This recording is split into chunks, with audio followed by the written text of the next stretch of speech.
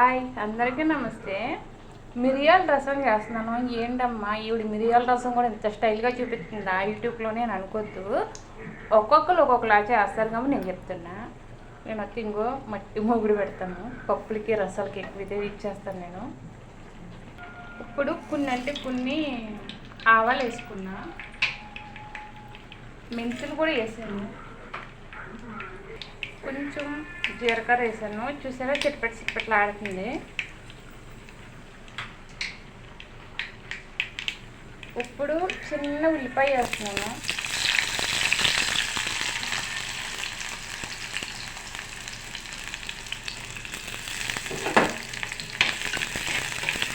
మిరియాల రసం అంటే టమాటా కంపల్సరీ కలుస్తుంది. నేను ఆల్రెడీ చూసారు కదా మిరియాల రసం అంటే మీకు తెలియదు ఏమంటే కొంచెం చింతపండు వేసుకున్నా, ఎంత కరుగుతుగా ఒక మీడియం సైజు టమాటా వేసి ఉడకబెట్టేయాను. అది ఇలా గుజ్జుకిని చేసి పక్కన పెట్టుకున్నాను. ఇంక ఇందులో మీకు తెలియదు ఏముంది, కరివేపాకు కాలుతోనే వేస్తున్నాను. ఏంటి కాలు చేస్తున్నాం అక్క అంటే, మా చిన్నప్పుడు వస్తే లేత కరివేపాకు చెట్టు తీసుకొచ్చేసి మనం ఇక్కడ వస్తే నేను కొనుక్కోవాలి, ప్యాకెట్ తీసుకోవాలి. ప్యాకెట్ ఇంటిలో డబ్బులు వచ్చి 40 రూపాయలు.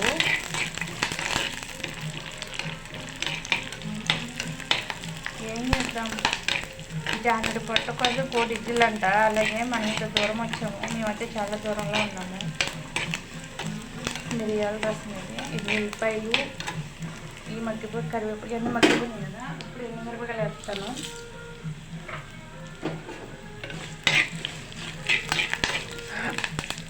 నేను ఇందులో మిరియాలు నాకు ఎంత కారం కావాలో అంతకు తగ్గట్టు మిరియాలు వేసుకున్నా. కొంతమంది ఘాటుగా తింటారు, కొంతమంది మిరియాలు తింటారు.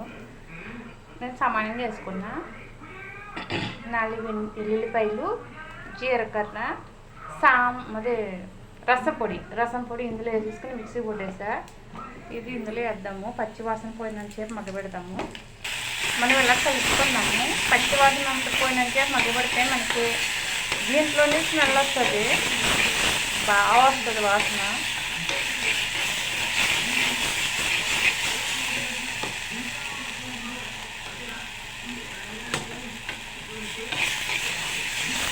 బంగాళదుంప ఫ్రై చేసుకున్న, బెండకాయ దొండకాయ ఫ్రైకి బాగుంటుంది.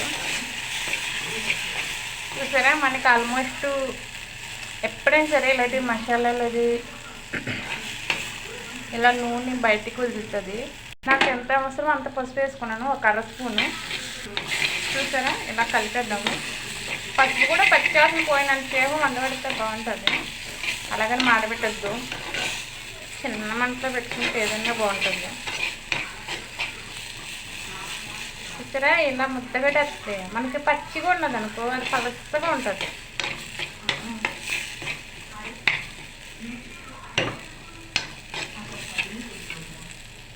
నేను ఇది ఎందుకు పెట్టానంటే ఎక్కువ టమాటా తొక్కు కట్ట మనం గుజ్జు చేస్తాం కదా, అందుకు అది ఎక్కువ టెస్ట్ రాకుండా ఉండటానికి నేను ఇలా పోస్తున్నాను.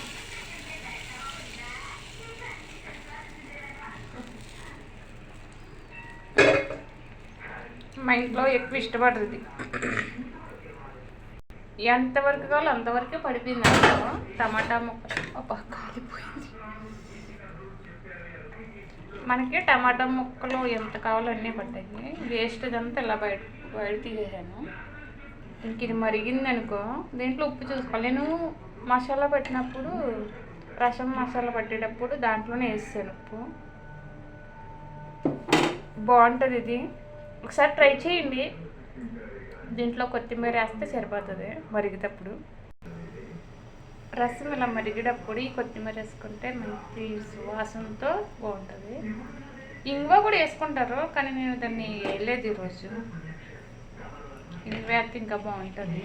ఇంగువ అన్నిటికీ మంచిదే, అంటే కొన్ని వేసుకునేది ఉంటుంది కదా, కూరలు రసములు అయ్యేలా.